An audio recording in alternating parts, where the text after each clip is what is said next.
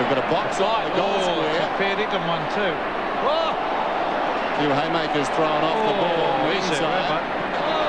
By Smart, they're still fighting down there. Scotty had come from Essendon and Jason McCartney was playing, who had previously played at Collingwood. So happened in the second quarter, Lady was standing Jason McCartney and I was standing Scotty Cummings.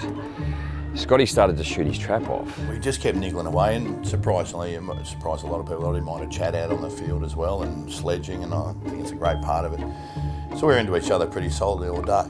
Scotty's walked up to Carts, he's pushed him, Carts has pushed him back, and then Scotty's just thrown his arm back and just grabbed him by the throat. That's when I said to myself at the time, well, here's this bloke who's been at the club 2 minutes, thinks he's black and white through and through, you can have some. So that's how it got started. Well, I know who started it, and it wasn't me, and it wasn't Jamo. It was Brendan Lade, and this is why I have an issue with Ruckman, this is why I don't trust him. Because Lady Jamo and I were at each other, and Lady sort of snuck in behind me and said something to Jamo that he's made him turn around and his eyes just pop out of his head, and I saw some steam coming out of the nose, and he thought I'd said it, and then it was on. You're saying I got blamed for it?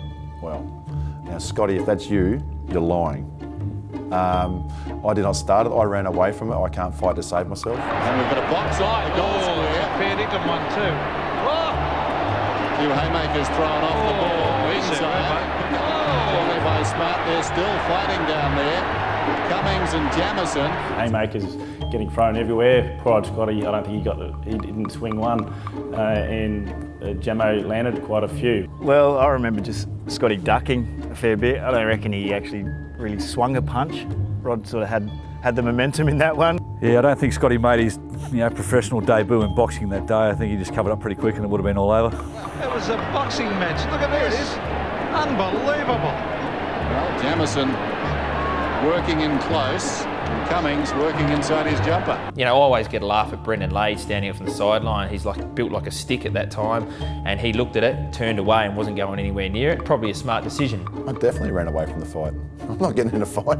I thought, do I go down? No, I'm not going down. There's my first game, young fella. I don't want to get caught up in that. So every time I looked over my shoulder, Jameson's throwing one.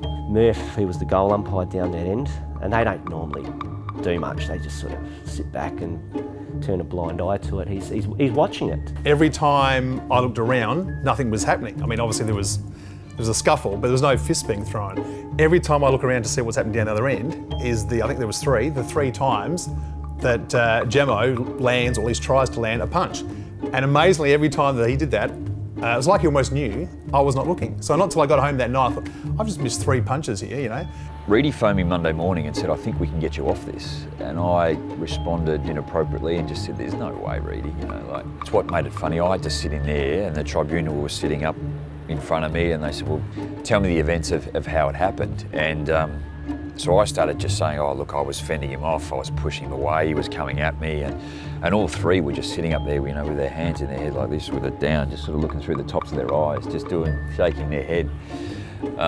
And in the end, I ended up getting 3 games for attempting to strike, so not the ideal outcome.